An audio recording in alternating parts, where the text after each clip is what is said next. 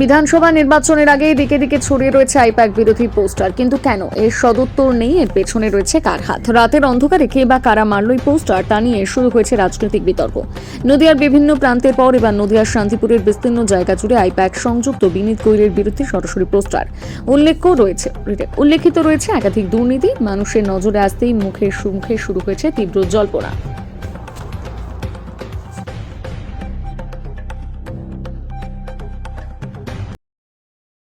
এই যে এই ঘটনাটা ঘটলো, এই ঘটনাটা কি 2026-এর আগে বিজেপির চক্রান্ত হতে পারে? কি মনে করেন? 2026-এ যে বিধানসভা নির্বাচন আসছে, তো সময়ের অপেক্ষা। সিপিএম 0 থেকে 1 হওয়ার চেষ্টা করছে, আর বিজেপি 2 অঙ্কে যেতে পারবে কিনা সেটা চেষ্টা করছে। ওসব নিয়ে আমরা ভাবিত নয়। কে কোথায় পোস্টার ফেলেছেন আমরা না। ভোট হবে মমতা বন্দ্যোপাধ্যায়কে দেখে আর অভিষেক বন্দ্যোপাধ্যায়কে দেখে, তার বাইরে কোনো কথা নেই। মানুষ উন্নয়নের পক্ষে ভোট।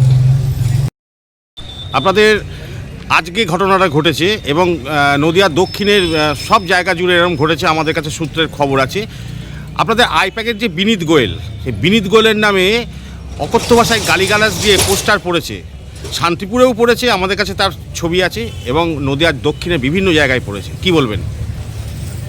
আপনি বললেন এইমাত্র শুনলাম, কে বা পোস্টার ফেলেছে সেটা তো আমরা বলতে পারবো না। এবং যাদের বিনীত গোয়েল সম্পর্কে ধারণা খারাপ আছে তারা ফেলেছে, ব্যক্তিগত তার কার্যসিদ্ধি হয়নি বলে ফেলেছে। এবং সবথেকে বড় কথা, সেখানে তৃণমূল কংগ্রেস, মানে পোস্টারে তৃণমূল কংগ্রেস মেরেছে, এই দায়টাও স্বীকার করা হয়েছে। এখন যে স্বীকার করছে সেটা তার ব্যাপার, এটা সম্পূর্ণ দলের আভ্যন্তরীণ বিষয়। যা বলার এটা দলীয় নেতৃত্ব, জেলা নেতৃত্ব, রাজ্য নেতৃত্ব তারা বলবে। আপনি তো জেলা নেতৃত্বের মধ্যেই পড়েন। আমি জেলা নেতৃত্বে পড়ি, কিন্তু এই এখতিয়ারটা আমার মধ্যে নেই। তবে যে বক্তব্যটা, যে পোস্টার পড়েছে, সেটা কে বা কারা ফেলেছে এটা আমার জানা নেই। আপনি বললেন, বিষয়টা শুনলাম, আমি জেলা কর্তৃপক্ষ বা রাজ্য নেতৃত্বকারী জেনে বিষয়টা বলব। নাম পরিচয়? জয়ন্ত ঘোষ, সম্পাদক, রানাঘাট সাংগঠনিক জেলা তৃণমূল কংগ্রেস। দক্ষিণের আইপ্যাকের দেখাশোনা করেন, সেটাই ওদের আইডেন্টিফিকেশন নেতা তাই বলছে। বিষয় হচ্ছে এটা গোয়াল ঘরে গুতোগুতি, এ নিয়ে আমাদের কিছু বলা ঠিক নয়। আইপ্যাক সংস্থাকে প্রথম কথা নামাতে হয়েছে কেন? আইপ্যাক অনেক দিন ধরে রাজনৈতিক সহযোগী হিসেবে কাজ করছে, খুব সত্যি কথা, কিন্তু বুথ স্তর পর্যন্ত নামিয়ে কে ক্যান্ডিডেট হবে সেই জায়গাটায় নামাতে হচ্ছে আইপ্যাককে। তার কারণ হচ্ছে তৃণমূলের সংগঠন বলে আর কিছু নেই। তৃণমূল গোষ্ঠী কোন্দলে জর্জরিত একটা দল, 4-5টা করে গোষ্ঠী, বিভিন্ন লোক উড়ে এসে জুড়ে বসেছে তৃণমূলের মধ্যে। পুরনো যারা রক্ত ঘাম ঝরিয়ে তৃণমূল কংগ্রেস তৈরি করেছে তারা কেউ নেই। খুব সঙ্গত কারণেই এদের নিজেদের একটা গোষ্ঠীদ্বন্দ্বে পরিণত হয়েছে। তারাই অভিযোগ তুলছে টাকা দিয়ে টিকিট নিতে হয়।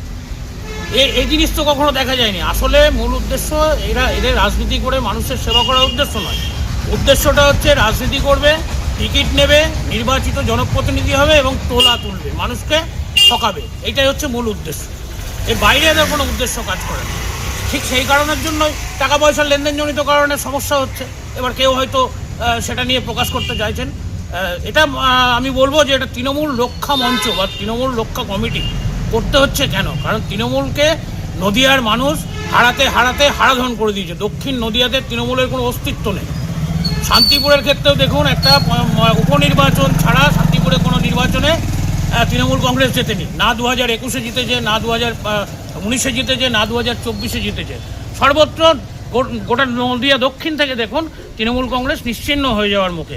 সেই কারণের জন্য এদের গোয়াল ঘরে গুতোগুতি চলছে। এ নিয়ে আমরা আর কি বলতে পারি। নাম পরিচয়? সুব্রত কর, জেলা এক্সিকিউটিভ মেম্বার, নদিয়া দক্ষিণ সাংগঠনিক জেলা, ভারতীয় জনতা পার্টি।